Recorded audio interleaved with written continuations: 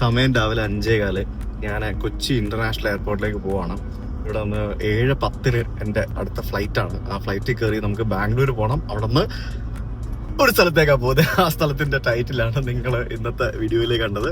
അത് മറ്റൊന്നുമല്ല, ശ്രീവിജയപുരം. അതായത് നമ്മുടെ Andaman and Nicobar ഐലൻഡ്സിലെ port Blair. Port Blair explore ചെയ്യാൻ വേണ്ടിയൊന്നല്ല പോകുന്നത്. അപ്പൊ നിങ്ങൾ ആലോചിക്കും, ഇന്നലെ ഇവൻ കോഴിക്കോട് പോയതല്ലേ കഴിഞ്ഞ ദിവസം, പിന്നെ എന്ത് പറ്റി എന്നുള്ളത്. മഴ അതിഭയങ്കരമായതുകൊണ്ട് തന്നെ നമ്മുടെ സൗത്ത് ഇന്ത്യൻ ട്രിപ്പ് ഒന്ന് ഹോൾഡ് ചെയ്തിരിക്കുകയാണ്. അത് മാത്രമല്ല, ഇനിയിപ്പോ ഋഷിക്ക് സ്കൂൾ തുടങ്ങാറായി. അപ്പോ അവധി സമയത്ത് പ്ലാൻ ചെയ്തൊരു സൗത്ത് ഇന്ത്യൻ ട്രിപ്പായിരുന്നു. അപ്പോ ആക്ച്വലി സംഭവിച്ചൊരു ഫ്ലോപ്പായിരുന്നു, തുറന്നു പറയാമല്ലോ. അപ്പൊ ഞാൻ വിചാരിച്ച പോലത്തെ ട്രിപ്പ് ചെയ്യാനായിട്ട് സാധിച്ചില്ല. നമ്മുടെ ടെക് ട്രാവലിന്റെ ചരിത്രത്തില് ഫ്ലോപ്പായ ട്രിപ്പുകൾ വളരെ കുറവാണ്. ബാക്കിയെല്ലാം സക്സസ്ഫുൾ ആക്കിയ ട്രിപ്പുകളാണ് കംപ്ലീറ്റ് ആയിട്ട്. പക്ഷെ സൗത്ത് ഇന്ത്യൻ ട്രിപ്പ് ഒരല്പം ഫ്ലോപ്പ് ആയിപ്പോയി. പക്ഷെ കുഴപ്പമില്ല, നമ്മൾ ഇനിയിപ്പോൾ അങ്ങോട്ട് ഇടയ്ക്ക് വിദേശ യാത്രകളും ഇടയ്ക്ക് സൗത്ത് ഇന്ത്യൻ യാത്രകളും ഒക്കെ ആയിട്ട് നമ്മളത് കണ്ടിന്യൂ ചെയ്യും, പൂർത്തിയാക്കും. എന്തായാലും തൽക്കാലം അതിപ്പിച്ചൊരു ഫ്ലോപ്പാണ്. അപ്പൊ we are actually going to Andaman. കുറച്ച് കാര്യങ്ങളൊക്കെ ഉണ്ട്. ഇനി അടുത്ത ദിവസങ്ങളിലൊക്കെ ആയിട്ട് കുറച്ച് ഫ്ലൈറ്റ് വീഡിയോസ് ഒക്കെ ആയിട്ട് വരാൻ പോകുന്നത്. ആൻഡമാനിലേക്ക് ഞാൻ പോകുന്നത് എന്തിനാണ് നിങ്ങൾക്ക് അടുത്ത വീഡിയോ വന്നു കഴിയുമ്പോൾ നിങ്ങൾക്ക് മനസ്സിലാവും. അപ്പൊ അത് കഴിഞ്ഞിട്ട് കുറച്ച് പരിപാടികളൊക്കെ ഉണ്ട്. എന്തായാലും നിങ്ങൾ കാത്തിരുന്ന് തന്നെ കാണുക. ഇനി മുതൽ നമ്മുടെ ടെക് ട്രാവലിറ്റ് ചാനലിൽ ഒന്നിടവിട്ടുള്ള ദിവസങ്ങളിൽ മാത്രമേ വീഡിയോ ഉണ്ടാവുള്ളൂ. അപ്പൊ നിങ്ങൾ ആലോചിക്കും, ഇവനെന്താ പരിപാടി എന്ന്. യെസ്, ടെക് ട്രാവലിറ്റിൽ ഒരു ദിവസം വീഡിയോ ഉണ്ടെങ്കിൽ നമ്മുടെ സുജിത് ഭക്തൻ എന്ന് പറഞ്ഞ ചാനലിൽ അടുത്ത ദിവസം വീഡിയോ ഉണ്ടാവും. അപ്പൊ എല്ലാ ദിവസവും ലിറ്ററലി നമുക്ക് വീഡിയോ ഉണ്ടാവും. സുജിത് ഭക്തൻ എന്ന് പറഞ്ഞാൽ നമ്മളൊരു പോഡ്കാസ്റ്റ് ചാനൽ തുടങ്ങിയിട്ടുണ്ട്. പോഡ്കാസ്റ്റും ചാറ്റ് വിത്ത് ഭക്തൻ എന്നും പറഞ്ഞുകൊണ്ട് പോഡ്കാസ്റ്റ്, പിന്നെ അതിനകത്ത് കുറെ ഇൻഫോർമേറ്റീവ് ആയിട്ടുള്ള വീഡിയോസ്, അങ്ങനെയുള്ള പല സംഭവങ്ങളും വെച്ചിട്ടൊരു ചാനൽ തുടങ്ങിയിട്ടുണ്ട്. അപ്പോൾ ആ ചാനലിലും ടെക് ട്രാവലിറ്റ് ചാനലിലുമായിട്ട് ഒന്നിടവിട്ടുള്ള ദിവസങ്ങളിലായിരിക്കും നമ്മുടെ വീഡിയോസ് ഒക്കെ ഇനി വരിക. അപ്പോൾ എന്തായാലും വെൽക്കം ടു അനദർ ജേർണി. ഇനിയിപ്പോ അങ്ങോട്ട് നമ്മൾ യാത്രകൾ ആരംഭിക്കുകയാണ്. Yes, okay. അങ്ങനെ സമയം 5:45. ഞാൻ എയർപോർട്ടിലെത്തി. ഇവിടെ പാർക്കിങ്ങിൽ വണ്ടി പാർക്ക് ചെയ്തു. 350 രൂപയാണ് ഇവിടെ എയർപോർട്ടിൽ വണ്ടി ഒരു ദിവസം പാർക്ക് ചെയ്യുന്നതിന് ഇവർ ചാർജ് ചെയ്യുന്നത്. 350 രൂപ. ഇപ്പം ഞാനിപ്പോൾ ഒരു 3 ദിവസത്തെ യാത്രയാണ് പോകുന്നത്. അപ്പോൾ എനിക്ക് 3 ദിവസത്തേക്ക് 1050 രൂപ. എൻ്റെ വീട്ടിൽ നിന്ന് എയർപോർട്ടിലേക്ക് 25 കിലോമീറ്റർ ആണുള്ളത്. ഈ 25 കിലോമീറ്റർ ഞാൻ യൂബറോ ഏതെങ്കിലും ഒരു ടാക്സി എടുത്ത് വരണമെന്നുണ്ടെങ്കിൽ എനിക്ക് 1000 രൂപയാവും. തിരിച്ച് വന്നു പോകണമെങ്കിൽ ഇതിൽ കൂടുതൽ പൈസയാവും. അപ്പോൾ 3 ദിവസമല്ല, ഏകദേശം 6 ദിവസം വരെ ആണെങ്കിലും എയർപോർട്ടിൽ കൊണ്ട് വണ്ടി ഇടുന്നതാണ് എനിക്ക് ലാഭം. അപ്പോൾ ദൂരെ നിന്ന് വരുന്നവർക്ക് ആലോചിച്ച് നോക്കി. ഇവിടെ മുകളിൽ കംപ്ലീറ്റ് സോളാർ ആയതുകൊണ്ട് വെയിൽ അടിക്കത്തില്ല, മഴ അടിക്കത്തില്ല. വണ്ടി ഇവിടെ സേഫായിട്ട് കിടക്കുകയും ചെയ്തോളും. നമ്മുടെ കൊച്ചി എയർപോർട്ട് രാത്രി കാണാൻ ഒരു പ്രത്യേക ഭംഗിയല്ലേ? എന്ത് ഭംഗിയല്ലേ?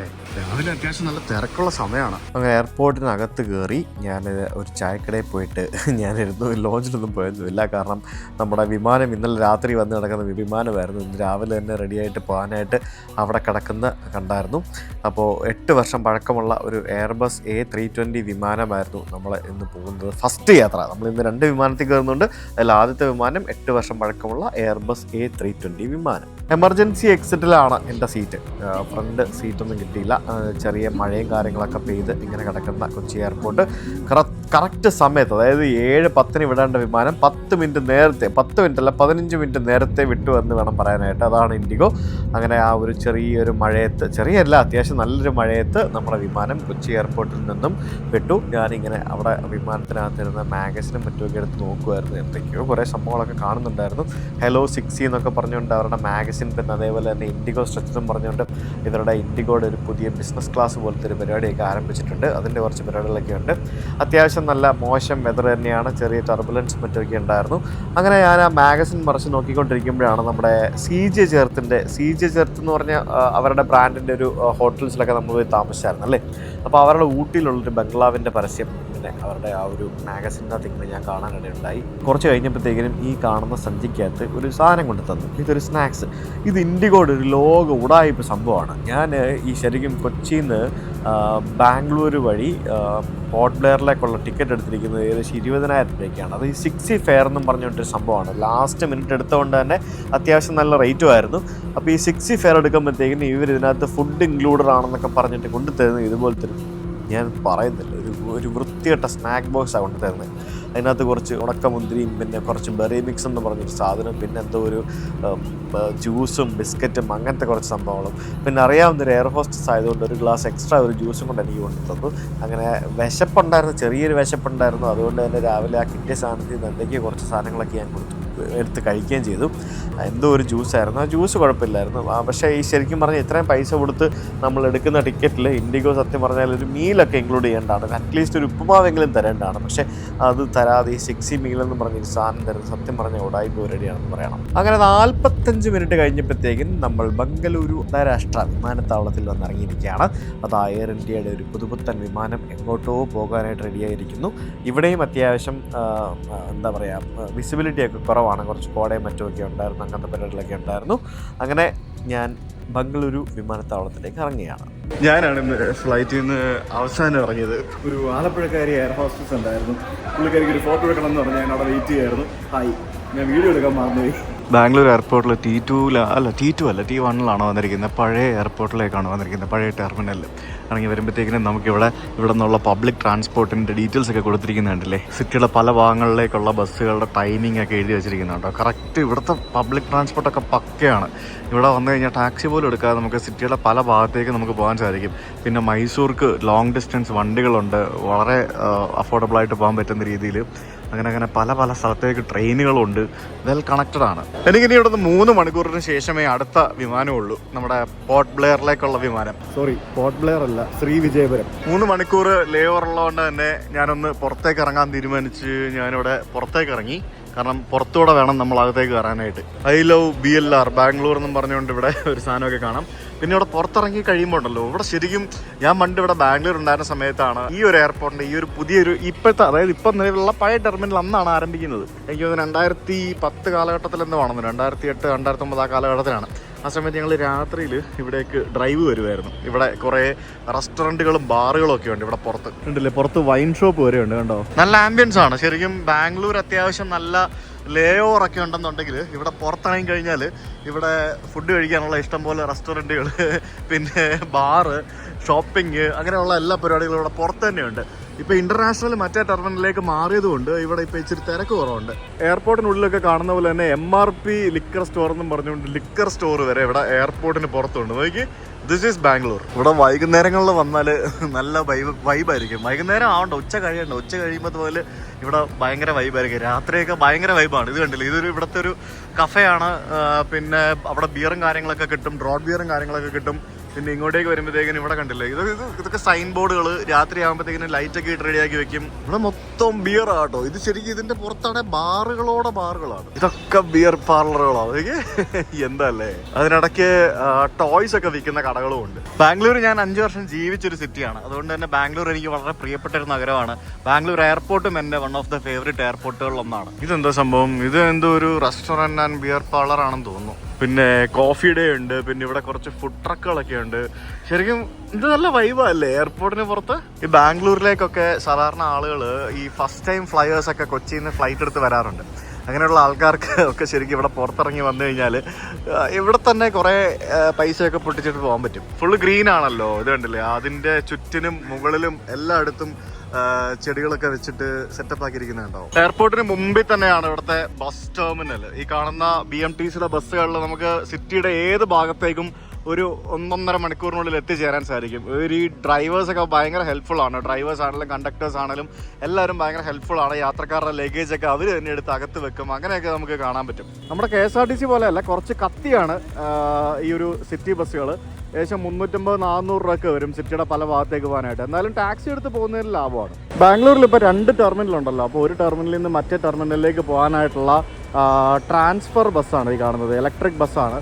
എനിക്ക് തോന്നുന്നത് ഇത് ഫ്രീ ആണെന്ന് തോന്നുന്നു. ഏറ്റവും കൂടുതൽ ആൾക്കാർ ഡിജി യാത്ര ഉപയോഗിക്കുന്ന സ്ഥലം ബാംഗ്ലൂർ എയർപോർട്ടാണെന്നാണ് എനിക്ക് തോന്നുന്നത്. ഡിജി യാത്രയ്ക്ക് സ്പെഷ്യൽ ഒരു സ്ഥലം തന്നെയുണ്ട്. അവിടെ വളരെ ഫാസ്റ്റായിട്ട് നമുക്ക് ബോർഡിംഗ് പാസ് പോലും സ്കാൻ ചെയ്യണം. നമുക്ക് വെറുതെ അതിൻ്റെ മുമ്പിൽ പോയി നിന്നാൽ മതി. ഫേസ് ഇങ്ങനെ റെക്കഗ്നൈസ് ചെയ്തിട്ട് നമുക്ക് അകത്തേക്ക് കയറാം. ഈസിയാണ്. ബാഗൊന്നും ഇല്ലാത്തതുകൊണ്ട് നേരെ സെക്യൂരിറ്റി ചെക്കിലേക്ക് പോകാം. ഇവിടെ ഞാൻ എയർപോർട്ടിനകത്തേക്ക് കയറി വന്നപ്പോഴത്തേക്കിനും ഇവിടെ ISROയുടെ ഒരു ഡിസ്പ്ലേ സംഭവം. നമ്മുടെ ISROയുടെ ആക്ച്വലി ഇതൊരു സ്റ്റോറാണ്. ഇവിടെ ഇരിക്കുന്ന ഈ പല സാധനങ്ങളും വിൽപ്പനയ്ക്ക് വെച്ചിരിക്കുന്നതാണ്. ടീഷർട്ടും ഫ്രിഡ്ജ് മാഗ്നറ്റും അങ്ങനെ പല സംഭവങ്ങളും ഉണ്ട്. ഇത് ഭയങ്കര തിരക്കുള്ളൊരു ടെർമിനലായിരുന്നു. ഇപ്പോൾ ഡൊമസ്റ്റിക് മാത്രമാണ് ഇവിടെ നിന്ന് ഓപ്പറേറ്റ് ചെയ്യുന്നത്.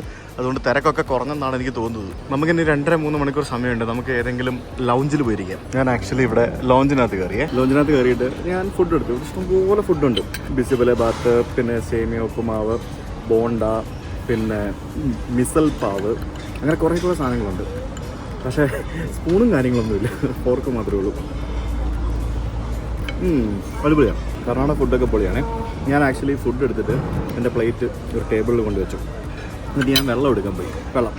വെള്ളം എടുത്തിട്ട് തിരിച്ച് വന്നപ്പോഴത്തേക്കിനും എൻ്റെ പ്ലേറ്റ് അവിടെ കാണുന്നില്ല.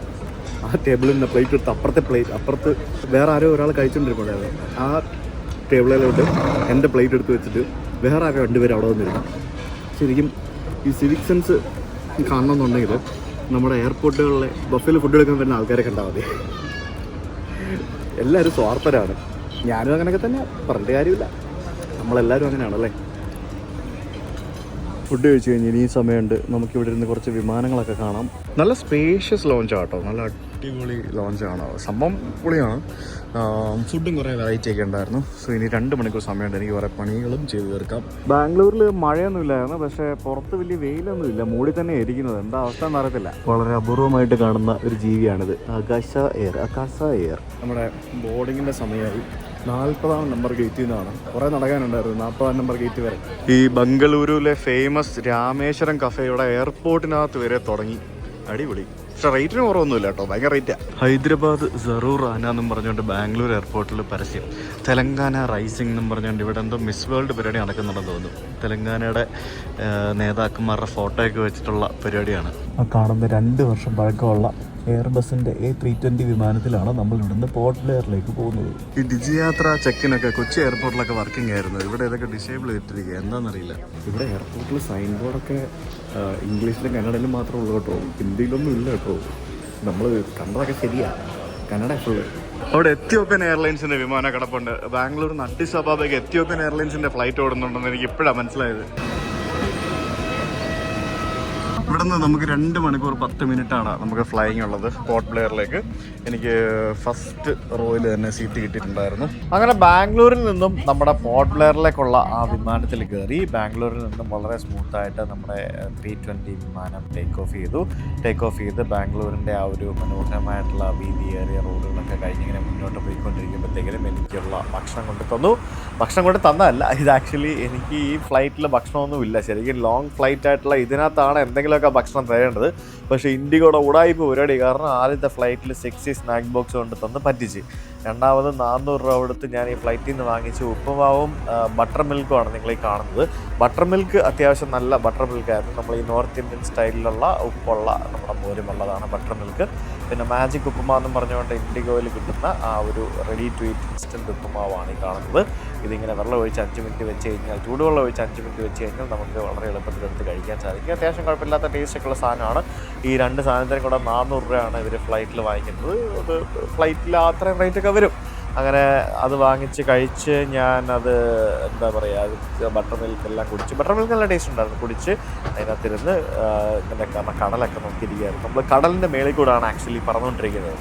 നമ്മുടെ ഇന്ത്യൻ മെയിൻലാൻഡിൽ നിന്നും ഏകദേശം 1200 കിലോമീറ്റർ ദൂരെ മാറി നമ്മുടെ ബേ ഓഫ് ബംഗാളിൻ്റെ ആ ഒരു ഭാഗത്തായിട്ടാണ്, ശരിക്കും തായ്ലൻഡിനോടൊക്കെ ചേർന്ന് ആണ് നമ്മുടെ ആൻഡമാൻ നിക്കോബർ എന്ന് പറയുന്ന ആ ഒരു ദ്വീപ് സമൂഹം സ്ഥിതി ചെയ്യുന്നത്. വളരെ മനോഹരമായിട്ടുള്ള കടൽ തീരത്തിന് മുകളിലൂടെയുള്ള ആ ഒരു യാത്ര അത്യാവശ്യം ടർബുലൻസ് ഒക്കെ നിറഞ്ഞായിരുന്നു. ഇടയ്ക്കിടയ്ക്കൊക്കെ ഇങ്ങനെ വിമാനം ഇങ്ങനെ ചാടി മറിയുന്നുണ്ടായിരുന്നു. 572 ചെറുതും വലുതുമായ ദ്വീപുകൾ, അതിനകത്ത് 38ഓളം ദ്വീപുകളിൽ മാത്രമാണ് ആളുകൾ താമസിക്കുന്നത്. അത്തരത്തിലുള്ള ഒരു ദ്വീപ് സമൂഹമാണ് ആൻഡമാൻ നിക്കോബർ ഐലൻഡുകൾ എന്ന് പറയുന്നത്. അങ്ങനെ കടലിന് മുകളിലൂടെ ആ ഒരു ടർബുലൻസിലൂടെ ഇങ്ങനെ ഇടയ്ക്കിടയ്ക്ക് ഇങ്ങനെ പോയിക്കൊണ്ടിരുന്നപ്പോഴാണ് കുറച്ച് ദൂരം കഴിഞ്ഞപ്പോഴത്തേക്കും പൈലറ്റ് ഡിസെൻഡ് ചെയ്ത് തുടങ്ങിയെന്ന് പറഞ്ഞിട്ടുള്ള ഒരു അനൗൺസ്മെൻറ്റ് വന്നത്. ഫ്രണ്ട് സീറ്റിൽ തന്നെ ആയിരുന്നതുകൊണ്ട് കാലൊക്കെ നിവർത്തി വെച്ച് വിശാലമായിട്ടിരിക്കാൻ സാധിച്ചു. ഈ ലോ ബഡ്ജറ്റ്, അതായത് ബഡ്ജറ്റ് എയർലൈൻസിലൊക്കെ നമുക്ക് എമർജൻസി സീറ്റും ഫ്രണ്ട് റോയും ഒക്കെയാണ് അത്യാവശ്യം നമുക്ക് വളരെ കംഫർട്ടബിളായിട്ടിരിക്കാൻ സാധിക്കുന്നത്. ഫ്രണ്ട് റോയിൽ നമുക്ക് മുമ്പിലൊരു ഒരു സാധനം ഉള്ളതുകൊണ്ട് അതിൽ കാല് ചവിട്ടരുത് എന്നൊക്കെ പറഞ്ഞുകൊണ്ട് എഴുതി വെച്ചിട്ടുണ്ടായിരുന്നു. ആളുകൾ ചിലപ്പോൾ അതിൽ കാലെടുത്ത് ചവിട്ടുന്നുണ്ടാവാം, അതുകൊണ്ടായിരിക്കും അത്തരത്തിൽ കാലൊന്നും ചവിട്ടരുതെന്നൊക്കെ പറഞ്ഞിട്ട് പ്രത്യേകം എഴുതി വെച്ചിട്ടുണ്ടായിരുന്നു. എന്തായാലും ഫ്ലൈറ്റ് ഡിസെൻഡ് ചെയ്ത് തുടങ്ങിയപ്പോഴത്തേക്കിനും വലതുവശത്തായിട്ട് എന്തോ ഒരു ഐലൻഡ് കണ്ടു. ആ ഐലൻഡ് കണ്ടപ്പോഴത്തേക്കിനും ഫ്ലൈറ്റിൻ്റെ ചെറിയ രീതിയിൽ അതിൻ്റെ ഒരു ഗതിയൊക്കെ മാറ്റി പൈലറ്റ് ഒരു അനൗൺസ്മെൻറ്റ് കൊണ്ട് നടത്തി.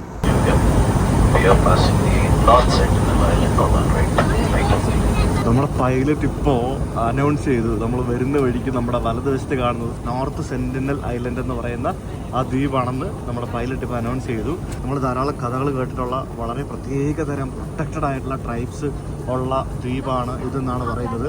അപ്പോൾ ഇതിൻ്റെ അടുത്തെത്താറായപ്പോഴത്തേക്കിനും പൈലറ്റ് ഫ്ലൈറ്റ് ഒന്ന് ചരിച്ചൊന്ന് അപ്പുറത്തോട്ട് റൂട്ടൊക്കെ മാറ്റി നമുക്ക് എല്ലാവർക്കും കാണുന്ന രീതിയിലൊന്ന് സെറ്റ് ചെയ്ത് അലൈൻ ചെയ്തു. അങ്ങനെ വിമാനം വീണ്ടും മുന്നോട്ട് ലാൻഡ് ചെയ്യാനായിട്ട് പോയപ്പോഴത്തേക്കിനും നമ്മൾ ചൈനയിലൊക്കെ യാത്ര ചെയ്യുമ്പോൾ സംഭവിക്കുന്ന പോലത്തെ ഒരു കാര്യം ഇവിടെ സംഭവിച്ചു. ആദ്യമായിട്ടാണ് ആൻഡമാനിൽ ലാൻഡ് ചെയ്യാൻ പോയപ്പോൾ, പ്രത്യേകിച്ച് ഇന്ത്യയിൽ ലാൻഡ് ചെയ്യാനായിട്ട് പോയപ്പോഴത്തേക്കിനും സാധാരണ നമ്മൾ ലാൻഡ് ചെയ്യാൻ പോകുമ്പോഴത്തേക്കിനും ഈ വിൻഡോ ഷെയ്ഡ്സ് തുറന്നിടാനല്ലേ പറയുന്നത്. പക്ഷേ ഇത് വിൻഡോ ഷെയ്ഡ്സ് താത്തിയിടാൻ പറഞ്ഞു.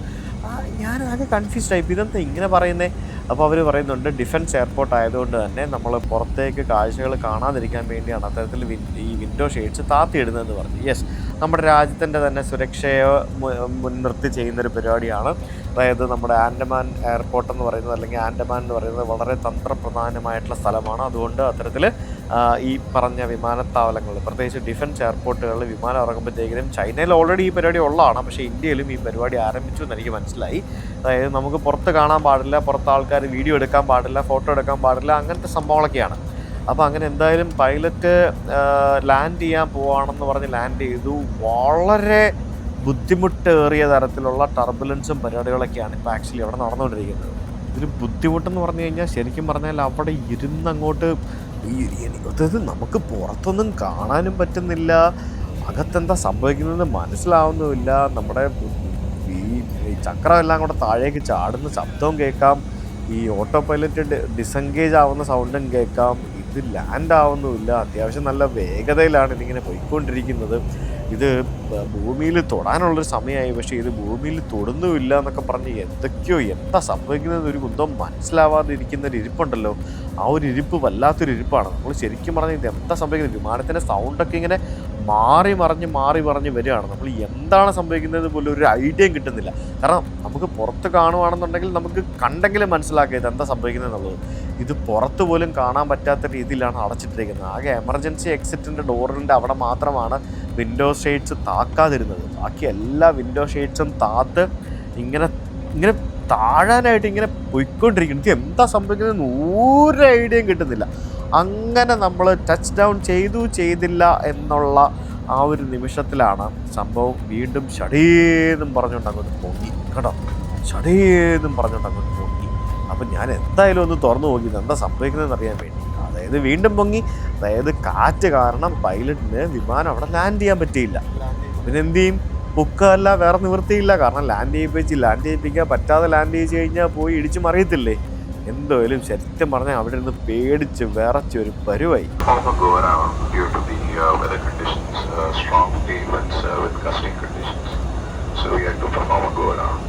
In another few minutes, we will check the weather again and we'll do another approach. This go-around procedure is a normal procedure, and we are about another 10 to 15 minutes to land. Thank you for your attention. വീണ്ടും land ചെയ്യാനായിട്ട് പോവാം. Approach ചെയ്തുകൊണ്ടിരിക്കുക. എന്താണെന്ന് അറിയില്ല. ഇനി land ചെയ്യാൻ പറ്റില്ലെങ്കിൽ ഇവിടെ നിന്ന് പോകും, തിരിച്ചു പോകും. അങ്ങനെ പൈലറ്റ് അനൗൺസ് ചെയ്തു അടുത്തൊരു 10-15 മിനിറ്റിനുള്ളിൽ ലാൻഡ് ചെയ്യുമെന്ന് പറഞ്ഞു. പിന്നെ ഈ പറഞ്ഞ പോലെ നമ്മുടെ വിൻഡോ ഷെയ്ഡ്സ് എല്ലാം അടച്ചിട്ടിരിക്കുകയല്ലേ. അങ്ങനെ ഒരു 10-15 മിനിറ്റ് ചുറ്റിക്കറങ്ങി അവിടെ എവിടേക്ക് എന്തൊക്കെയോ, അതായത് ഈ ഗോ അറൗണ്ട് പോകുമ്പോഴത്തേക്കും ഇത് വലുതായിട്ട് പൊങ്ങത്തില്ല. ഇത് താഴെ തന്നെ ചുറ്റിക്കറങ്ങി ഇങ്ങനെ നടക്കുകയുള്ളൂ. അപ്പോഴത്തേക്കും ഈ മൊബൈലിൽ റേഞ്ചൊക്കെ കിട്ടുന്നുണ്ടായിരുന്നു, മെസ്സേജുകളൊക്കെ വരുന്നുണ്ടായിരുന്നു. നമ്മുടെ ടേക്ക് ഓഫ് അബോട്ട് ചെയ്തു എന്നൊക്കെ പറഞ്ഞിട്ട് ഞാൻ ശ്വേതയ്ക്ക് മെസ്സേജൊക്കെ അയച്ചു. അങ്ങനെ രണ്ടാമത് നമ്മൾ ലാൻഡിങ്ങിന് വേണ്ടി അപ്രോച്ച് നടത്തിക്കൊണ്ടിരിക്കുകയാണ്. അതേപടി തന്നെ ഇങ്ങനെ ആടി ഒലഞ്ഞാണ് പോകുന്നത്. നിങ്ങൾക്ക് കാണാൻ പറ്റുന്നുണ്ട് സത്യം പറഞ്ഞാൽ ഈ കുലുങ്ങുന്നത്.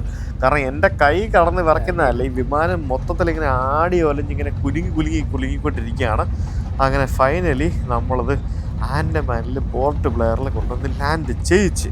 അങ്ങനെ finally welcome to Andaman Nicobar islands. ഒന്നുമില്ല, ഇന്ന് ഒരു ദിവസം മാത്രമേ ഉള്ളൂ ഇവിടെ.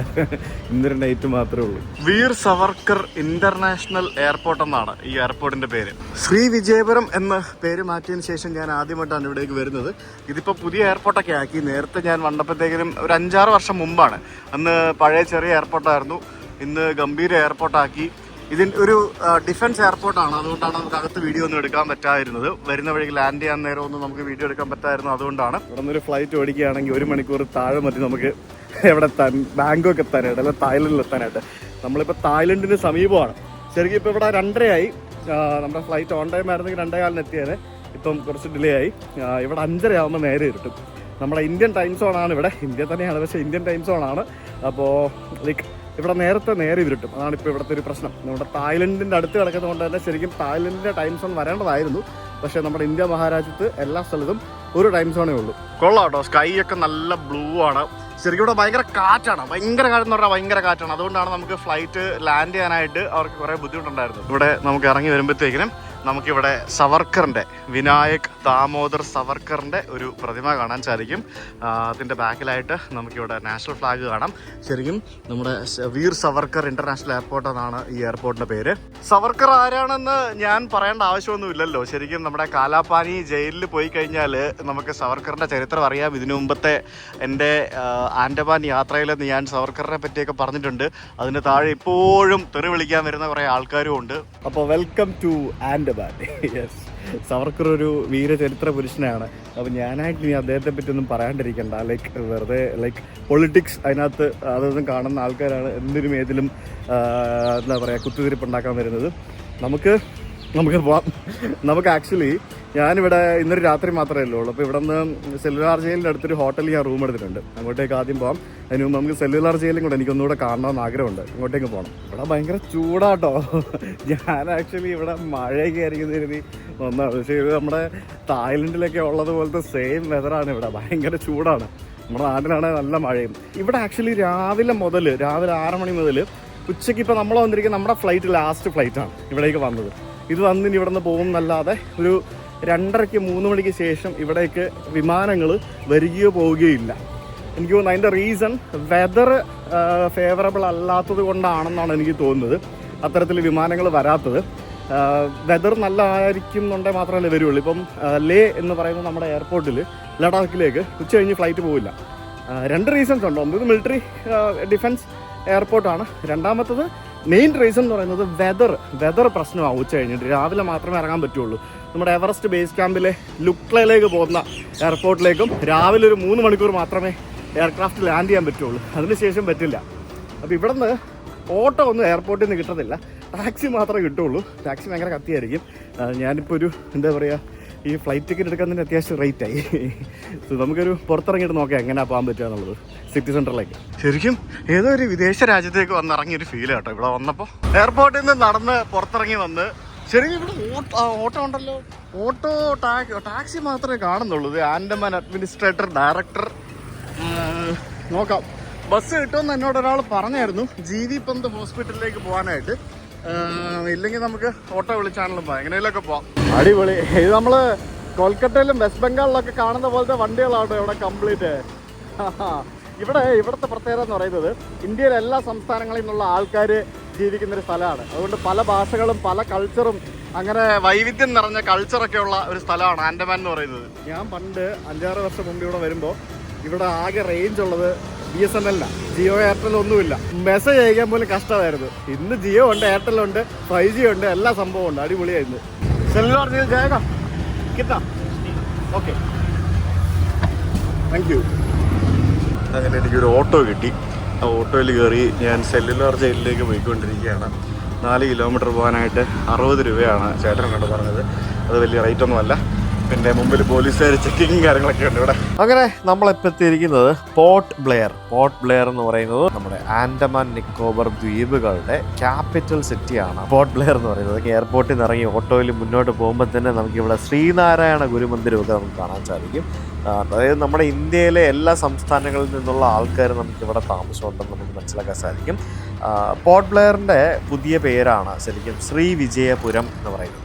അതായത് നമ്മുടെ ഈ ഒരു കൊളോണിയലിസത്തിൻ്റെ ആ ഒരു ഓർമ്മകളും ബാക്കിയുള്ള സംഭവങ്ങളും ഒക്കെ മാറ്റുന്നതിന് വേണ്ടി നമ്മുടെ മോദി സർക്കാരിൻ്റേതായിട്ടുള്ള സമയത്ത് പുതിയ ഒരു, അതായത് നമ്മൾ ഈ വിജയിച്ച് വരിക എന്നൊക്കെ പറയത്തില്ലേ, അതേപോലെ തന്നെ നമ്മുടെ ആ ഒരു വിജയത്തിൻ്റെ ഒരു ഓർമ്മ കുറിപ്പ് എന്നൊക്കെ പറയുന്ന രീതിയിലാണ് സത്യം പറഞ്ഞാൽ ഈ ഒരു പോർട്ട് ബ്ലെയറിൻ്റെ പേര് ശ്രീവിജയപുരം എന്ന് പറഞ്ഞ് മാറ്റിയത്. ശരിക്കും പറഞ്ഞാൽ പോർട്ട് ബ്ലെയർ എന്നുള്ള നല്ല അടിപൊളി പേരായിരുന്നു, പക്ഷേ അത് മാറ്റി ശ്രീവിജയപുരം ആക്കിയതിൽ എന്താ പറയുക, ആനെ ആടുമ്പോൾ വ്യത്യാസമുണ്ട്. പക്ഷേ എന്നാലും എയർപോർട്ടിൻ്റെ പേരൊക്കെ ഇപ്പോഴും പോർട്ട് ബ്ലെയർ എന്നൊക്കെ പറഞ്ഞ് തന്നെയാണ്. ശ്രീവിജയപുരം എനിക്ക് തോന്നുന്നില്ല ഇവിടെയുള്ള ആരും ശ്രീവിജയപുരം എന്ന് പറയുന്നത്, കാരണം എല്ലാവരും പോർട്ട് ബ്ലെയർ എന്ന് തന്നെയാണ് പറയുന്നത് തോന്നുന്നു. ഇന്ത്യൻ സ്വാതന്ത്ര്യ സമര സേനാനികളെ തടവിൽ പാർപ്പിക്കുന്നതിന് വേണ്ടി ബ്രിട്ടീഷുകാർ 1906 നിർമ്മിച്ച ജയിലാണ് ഞാൻ ഈ കാണുന്ന, അല്ലെ നിങ്ങൾ ഈ കാണുന്ന സെല്ലുലാർ ജയിൽ എന്ന് പറയുന്നത്. അതെ, നമ്മൾ കാലാപാനി സിനിമയിലൊക്കെ കണ്ടിട്ടുള്ള അതേ സെല്ലുലാർ ജയിൽ. എത്ര വർഷങ്ങൾക്ക് ശേഷമാണ് ഞാനിവിടെ വരുന്നതെന്നറിയോ? ഇവിടെ ഭയങ്കര രീതിയിലുള്ള മാറ്റങ്ങളാണ് ഇവിടെ ഈ ഒരു ആൻഡമാൻ നിക്കോബർ ഐലൻഡിലേക്ക് വന്നിറങ്ങിയപ്പോൾ തന്നെ എനിക്ക് ഫീൽ ചെയ്തിരിക്കുന്നത്. ലക്ഷദ്വീപിലുള്ളവർക്ക് നിങ്ങൾക്കറിയാം എത്രത്തോളം മാറ്റങ്ങൾ ലക്ഷദ്വീപിൽ ഉണ്ടായിട്ടുണ്ടെന്ന്. അതിൻ്റെ ഡബിൾ മാറ്റങ്ങളാണ് സത്യം പറഞ്ഞാൽ ഇവിടെ ഉണ്ടായിരിക്കുന്നതെന്ന് ഇവിടെ വന്നു കഴിയുമ്പോൾ മനസ്സിലാവും. ഇതാണ് ഇവിടുത്തെ ടൈമിങ്. പിന്നെ 30 രൂപയാണ് അകത്ത് കയറുന്നതിന് വേണ്ടി ടിക്കറ്റ് എടുക്കേണ്ടത്.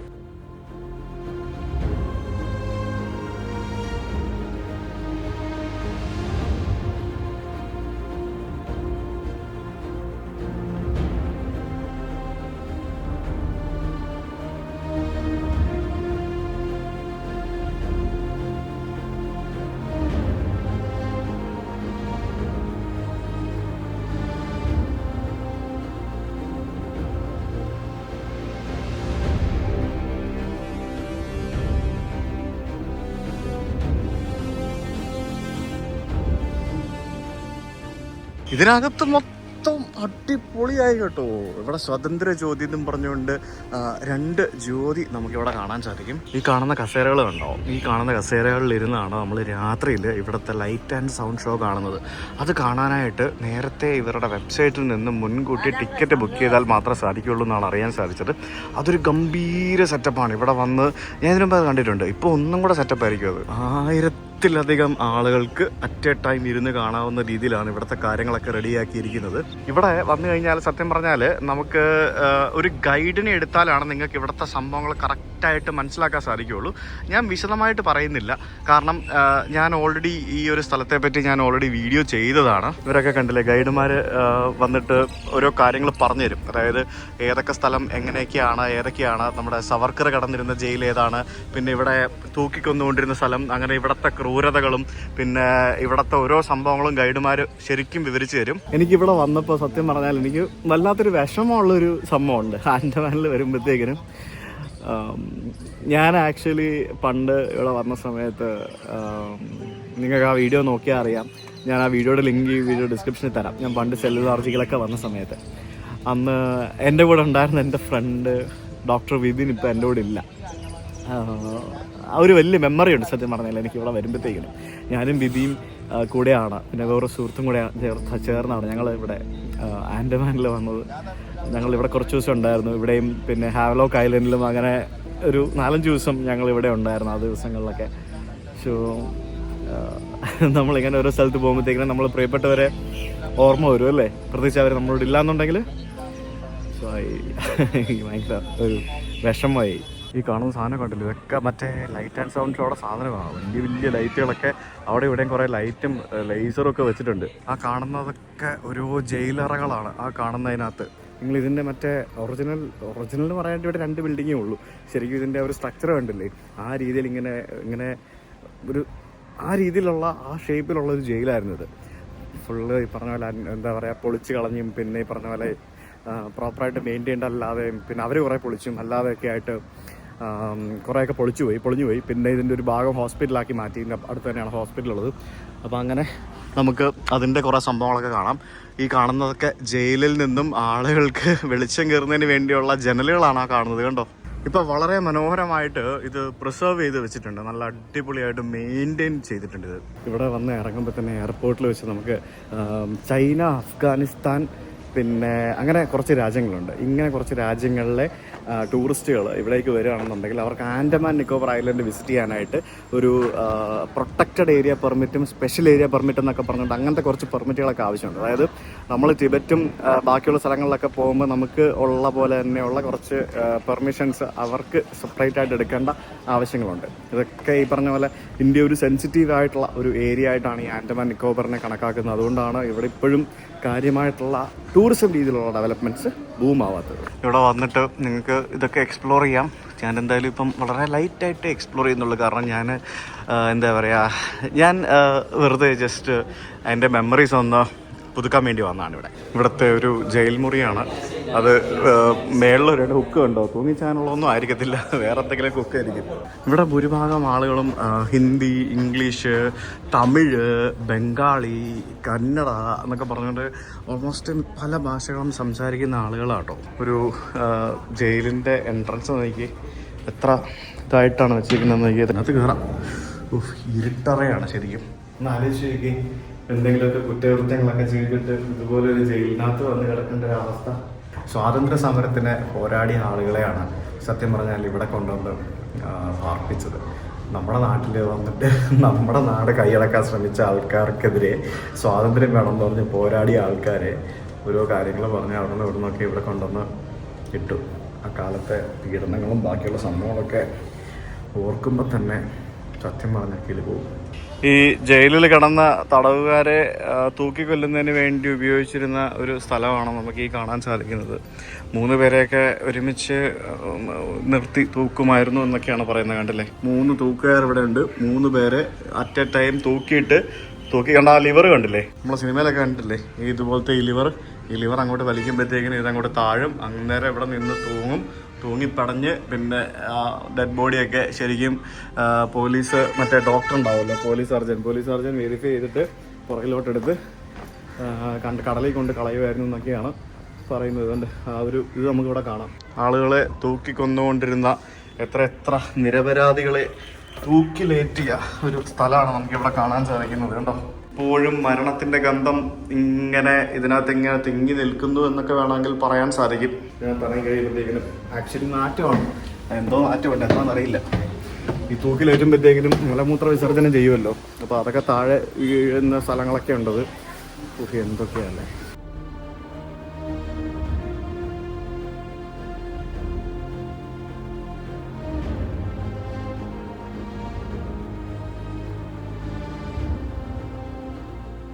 സത്യം പറഞ്ഞുകൊണ്ടല്ല, ആ വിമാനത്തിലിരുന്നെൻ്റെ കിളി പോയി.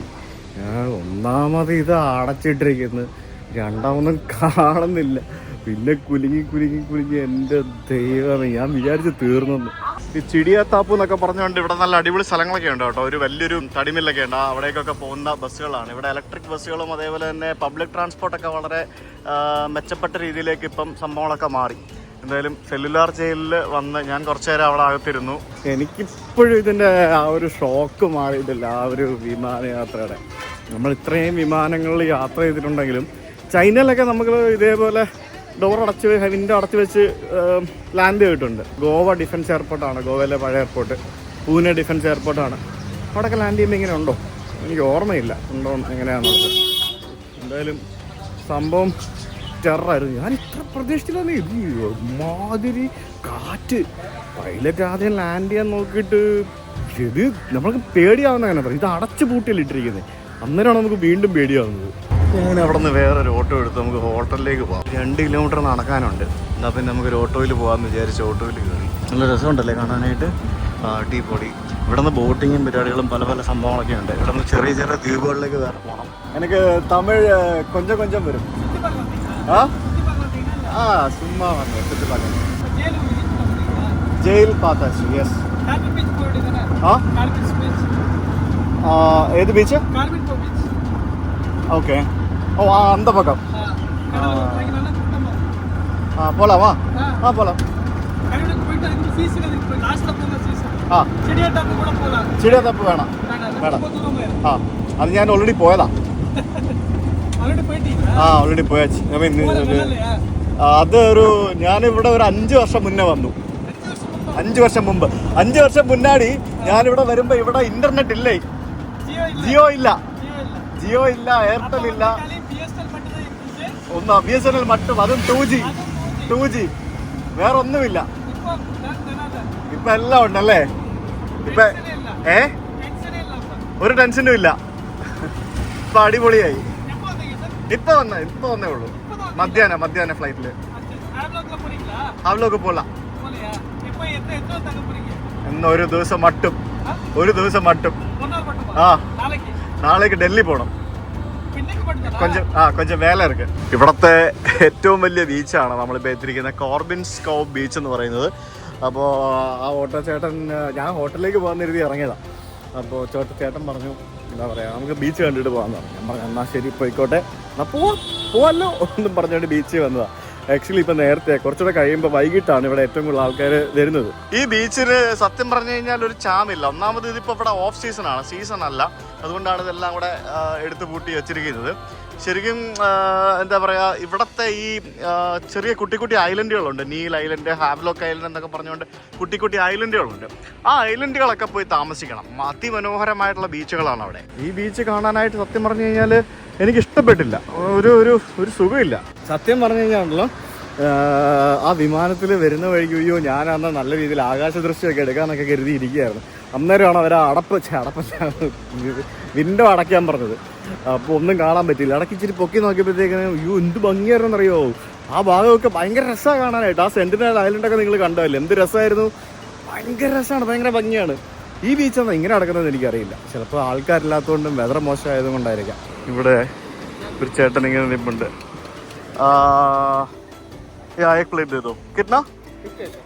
ഓക്കെ, പുള്ളി എന്തൊക്കെയോ ബേൽപൂരി ഉണ്ടാക്കിക്കൊണ്ടിരിക്കുകയാണ്. എന്നാൽ പിന്നെ അതൊരെണ്ണം കഴിക്കാമെന്ന് വിചാരിച്ചു. ഇവിടെ വന്നിട്ട് എന്തെങ്കിലുമൊക്കെ ആവട്ടെ അല്ലേ.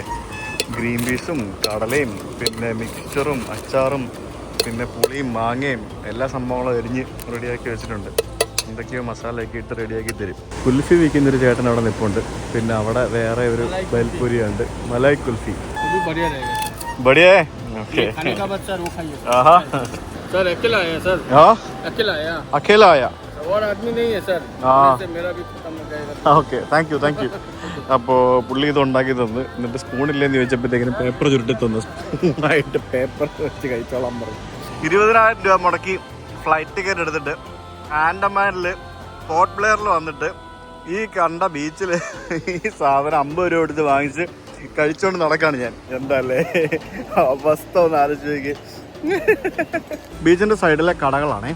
ആ കടകളുടെ മുമ്പിലിട്ടിരിക്കുന്ന കസേരയൊക്കെ കണ്ടില്ലേ, കുറച്ച് വൃത്തിയുള്ള കസേരകളൊക്കെ ശരിക്കും ഇട്ടുകൂടെ അല്ലേ. ഞാൻ എപ്പോഴും ആലോചിക്കും, നമ്മൾ ഈ ഓരോ രാജ്യത്ത് പോകുമ്പോഴത്തേക്കിനും കാണുന്ന കാഴ്ചകൾ അത് വെച്ച് കമ്പയർ ചെയ്യുമ്പോഴത്തേക്കിനും പൊട്ടിപ്പൊളിഞ്ഞ മേശയും വൃത്തിയില്ലാത്ത കസേരയൊക്കെ ആയിട്ട് എന്താ അല്ലേ. നമ്മുടെ അണ്ണനോട് തിരിച്ച് ഹോട്ടലിൽ കൊണ്ടുപോകാൻ പറയാം. ഒന്നുമേ ഇല്ല, ഒരു പാക്കുന്നതൊക്കെ ഒരു അട്രാക്ഷൻ ഇല്ലേ. കൂട്ടം വന്നാൽ നല്ലതായിരിക്കും.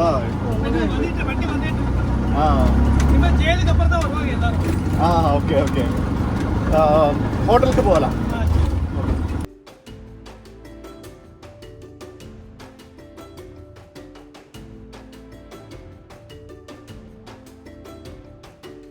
ഇവിടെ ഈ കാണുന്ന ഹോട്ടലാണ് ഞാൻ താമസിക്കുന്നത്. സീഷൽ അമായ എന്ന് പറഞ്ഞിട്ടൊരു ഹോട്ടൽ. അങ്ങനെ ഫൈനലി ഞാൻ എൻ്റെ റൂമിലെത്തിയിരിക്കുകയാണ്. അയ്യോ ഒന്നും പറയണ്ട. ഞാൻ ഇവിടെ വന്നു കഴിഞ്ഞപ്പോൾ റൂം പണിയുന്നതിന് മുമ്പ് ഞാനിവിടെ വന്നപ്പോഴത്തേക്കിനെ ഹോട്ടലിൽ താഴെ 100 കൂട്ടം ചോദ്യങ്ങൾ. നീ എന്തിനാ വന്നേ, നിന്റെ ലഗേജ് ഒന്നുമില്ലേ, ഒറ്റയ്ക്കാണോ, ബാഗ്, അവർക്ക് 100 കൂട്ടം സംശയങ്ങൾ. ഇത് നീ ഇവിടെ ആരും ഒറ്റയ്ക്ക് യാത്ര ചെയ്യാറില്ല. എനിക്കറിയില്ല കേട്ടോ. ഞാൻ ആ ഓട്ടോക്കാരൻ ചോദിച്ചു നീ ഒറ്റയ്ക്കാണോ, BJP അപ്പോൾ അവിടെ നിന്ന് മറ്റേ ആ ബേൽപൂരി ഉണ്ടാക്കി തന്ന അവര് ചോദിച്ചു നീ ഒറ്റയ്ക്കാണോ. ഇത് എന്തോന്നടേ ഇത്, ഒറ്റയ്ക്ക് യാത്ര ചെയ്യാൻ പറ്റത്തില്ല ഇവിടെ. എനിക്കറിയത്തില്ല. അവര് റൂം തരാൻ എന്നെ മടിയായിരുന്നറിയാം റിസപ്ഷനില്. ഞാൻ പറഞ്ഞു ഞാൻ ഒറ്റയ്ക്ക്, ഞാൻ എൻ്റെ യൂട്യൂബ് ചാനൽ വരെ എടുത്ത് കാണിച്ചത് ഇതാണോ ഞാൻ, നീ നോക്കരുതെന്നും പറഞ്ഞുകൊണ്ട്. എനിക്കറിയത്തില്ല ഇവിടെ ആൾക്കാർക്ക് ഒറ്റയ്ക്ക് വരാൻ പറ്റില്ലേ. എനിക്കറിയത്തില്ല എന്താ സംഭവം എന്നുള്ളത്. ഒറ്റയ്ക്ക് യാത്ര ചെയ്യാൻ പറ്റാത്ത രാജ്യം ഇത് ഇന്ത്യൻ മഹാരാജ്യം തന്നെ അല്ലേ, എനിക്കറിയില്ല. എന്താണേലും പണ്ടത്തെ പോലെ ഒന്നുമല്ല. റൂമിൻ്റെ റേറ്റ് ഒക്കെ ഭയങ്കര കത്തിയാണ് ഇപ്പം. ഈ ഹോട്ടലിൽ ഈ റൂമിൻ്റെ റേറ്റ് എന്ന് പറയുന്നത് അത്യാവശ്യം നല്ല റേറ്റാണ്. ഞാൻ ഒരു സീ വ്യൂ റൂം നോക്കി എടുത്താണ്. ശരിക്കും കുറച്ചും കൂടെ പൈസ കൂടുതൽ കൊടുക്കുകയായിരുന്നെങ്കിൽ എനിക്ക് അപ്പുറത്ത് മറ്റേ ITCയുടെ ഒരു ഹോട്ടൽ ഉണ്ടായിരുന്നു, വേണേൽ അവിടെ പോയി താമസിക്കുകയായിരുന്നു. പക്ഷേ നല്ല വ്യൂ ആണ്, കുഴപ്പമൊന്നുമില്ല. താഴേക്ക് നോക്കാൻ പാടില്ലെന്നേ ഉള്ളൂ. പക്ഷെ അങ്ങോട്ട് നോക്കുമ്പോഴത്തേക്കിനും അത് വേറെ ഐലൻഡ് ഒന്നും അല്ല, അത് ഈ നമ്മുടെ സെയിം ഐലൻഡ് തന്നെയാണ്. അപ്പം ചുറ്റിക്കറങ്ങി പോകുന്നതിന് പകരം ഇതിലേ കൂടെ അങ്ങോട്ടേക്ക് പോകാനായിട്ട് ഫെറിയും പരിപാടികളൊക്കെ ഉണ്ടെന്നുള്ളതേ ഉള്ളൂ. അപ്പോൾ ഇത് ആക്ച്വലി ഇങ്ങനെ ഒരു സീ വ്യൂ ഫേസിങ് ആണോന്ന് ചോദിച്ചു കഴിഞ്ഞാൽ സീ ആണ് ബേസിക്കലി ഇത്. പക്ഷേ ഇതിങ്ങനെ മനസ്സിലായില്ലേ, ഇങ്ങനെ ഐലൻഡ് ഇങ്ങനെ ഷേപ്പിൽ ഇങ്ങനെ ചുറ്റിക്കിടക്കുകയാണ്. ഇവിടെ ഈ മരം ഉള്ളതുകൊണ്ട് എനിക്ക് പ്രോപ്പർ സീ ഇങ്ങോട്ട് കാണാനും പറ്റുന്നില്ല. ഇതാണ് സംഭവം. ഇവിടെ ഇപ്പൊ ആൻഡമാനിൽ നിന്ന് ആക്ച്വലി കോലാലംപൂരിലേക്ക് എയർ ഏഷ്യയുടെ ഫ്ലൈറ്റ് തുടങ്ങിയിട്ടുണ്ട്. ആൻഡമാൻ ഇന്റർനാഷണൽ എയർപോർട്ടാണ്. ഇവിടെ നിന്ന് കോലാലംപൂരിലേക്ക് ഇപ്പോൾ എയർ ഏഷ്യയുടെ ഫ്ലൈറ്റ് തുടങ്ങിയിട്ടുണ്ട്. 2500-3000 രൂപയ്ക്ക് ഇവിടെ നിന്ന് കോലാലംപൂരിലേക്ക് ഫ്ലൈ ചെയ്യാം. നിങ്ങൾക്ക് ട്രിപ്പൊക്കെ പ്ലാൻ ചെയ്യുമ്പോഴത്തേക്കിനും നിങ്ങൾക്ക് ഇവിടെ വന്നിട്ട് ഇവിടെ നിന്ന് കോലാലംപൂർക്കൊക്കെ വേണമെങ്കിൽ പോകുന്ന രീതിയിൽ, അല്ലെങ്കിൽ കോലാലംപൂർ പോകുന്ന വഴിക്ക് ഇങ്ങോട്ട് വരുന്ന രീതിയിൽ പോകുന്ന വഴിക്കൊക്കെ വേണമെങ്കിൽ നിങ്ങൾക്ക് പ്ലാൻ ചെയ്യാവുന്നതാണ്. അപ്പോൾ ഇതാണ് എൻ്റെ മുറി എന്ന് പറയുന്നത്. This is my room. Welcome എന്നൊക്കെ പറഞ്ഞിട്ട് എഴുതി വെച്ചിട്ടുണ്ട്. അങ്ങനെ ഞാൻ ഭക്ഷണമെല്ലാം കഴിക്കാൻ പോയി. ഭക്ഷണമെല്ലാം കഴിച്ച് കഴിഞ്ഞ് ഞാൻ തിരിച്ച് റൂമിൽ വന്ന് എനിക്ക് കുറേ പണിയൊക്കെ ഉണ്ടായിരുന്നു. ആ പണിയെല്ലാം തീർത്തു. ഇതിൻ്റെ മേളിൽ ഒരു റെസ്റ്റോറൻ്റ് ഉണ്ട്, റെസ്റ്റോറൻറ്റ് ആൻഡ് ബാർ. അവിടെ പോയി കഴിഞ്ഞാൽ ഉള്ള വ്യൂ ഉണ്ടല്ലോ, എൻ്റെ പൊന്നൊരു രക്ഷയില്ല, അടിപൊളി വ്യൂ ആണ്. അതായത് നമ്മൾ ഈ റൂമിൽ നിന്ന് കാണുന്നതിലും കിടുക്കാച്ച വ്യൂ ആണ്. ഒരു സൈഡിൽ കംപ്ലീറ്റ് കടലും ഒരു സൈഡിൽ നമുക്ക് ആ ഒരു പോർട്ട് ബ്ലെയർ നഗരവും കാണാൻ സാധിക്കും. ഭയങ്കര രസമായിരുന്നു. നല്ല കാറ്റുമുണ്ട്, ഭയങ്കര കാറ്റുമുണ്ട്. അപ്പോൾ നാളെ നമ്മുടെ പരിപാടി എന്ന് പറയുന്നത് എന്താണെന്നല്ലേ, നാളെ നമ്മൾ ഇന്ത്യാസ് ലോങ്ങസ്റ്റ് ഡൊമസ്റ്റിക് ഫ്ലൈറ്റിൽ നമ്മൾ യാത്ര ചെയ്യാൻ വേണ്ടി പോകണം. പോർട്ട് ബ്ലെയറിൽ നിന്നും അങ്ങ് ഡൽഹിയിലേക്ക്, ഡൽഹി വഴി ഞാൻ കാഠ്മണ്ഡുവിലേക്ക് പോകുന്നുണ്ട്. എന്തായാലും സ്റ്റേ ട്യൂൺഡ്. നാളത്തെ ഒരു കിടക്കാച്ചി വീഡിയോ ആയിട്ട്, നാളെയില്ല മറ്റന്നാളെ നമുക്ക് കാണാം. ബൈ.